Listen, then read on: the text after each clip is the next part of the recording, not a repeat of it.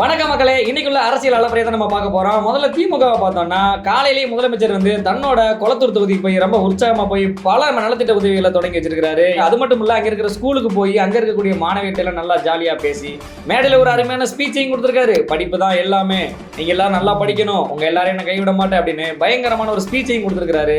அப்படியே எதிரில் ஏடிஎம்கே பாத்தீங்கன்னா, ஐயா எடப்பாடி பழனிசாமி அவர்கள் சுற்றுப்பயணம் போயிட்டு இருக்காரு. பஸ் எடுத்துக்கிட்டு நீலகிரி மாவட்டத்துக்கு போயிருக்கிற அவரு கூடலூர்ல பயங்கரமா பேசியிருக்கிறாரு.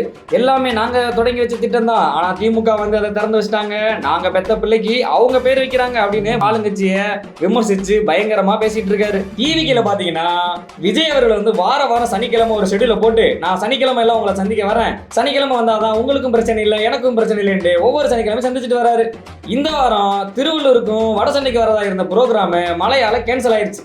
அதனால தன்னோட ப்ரோக்ராம கரூருக்கும் நாமக்கல்லுக்கும் விஜய் மாத்திட்டாரு. அப்படியே இந்த பக்கம் என்டிகேல பார்த்தோம்னா, சீமான் மீது நடிகை கொடுத்த புகாரு ஊருக்கே தெரிஞ்ச பிரச்சனை. இந்த பிரச்சனை ரெண்டு பேரும் நீதிமன்றத்துக்கு போய் உச்சநீதிமன்றம் இன்னைக்கு கடுமையா எச்சரிச்சிருக்காங்க. ரெண்டு பேரும் பரஸ்பரமா பேசி மரியாதையை பேசி முடிச்சுக்கோங்க.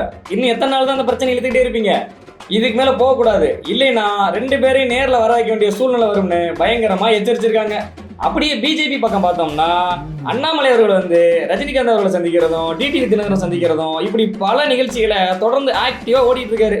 அப்படியே கோவை பக்கத்து பார்த்தோம்னா, வானதி சீனிவாசன் ஒரு கடையா போய் ஜிஎஸ்டி எல்லாம் குறைச்சிட்டாங்க, நீங்க எல்லாம் பிரதமருக்கு நன்றி சொல்லணும், நீங்க எல்லாம் எப்படி ஃபீல் பண்றீங்க அப்படின்னு மக்கள் மத்தியில அவங்களோட பிரச்சாரத்தை செஞ்சுட்டு இருக்காங்க. பாமகல பார்த்தோம்னா, அப்பாவுக்கும் மகனுக்கும் பயங்கர போர் போயிட்டு இருக்கிற சூழ்நிலையில உடனுக்குடனே அன்புமணி அறிக்கை விட்டுட்டே இருக்காரு. ஆளுங்கட்சியில அதை பண்ணல, மத்திய அரசுல இதை பண்ணல அப்படின்னு பயங்கரமா உடனுக்குடனே அறிக்கை போட்டுட்டு இருக்காரு.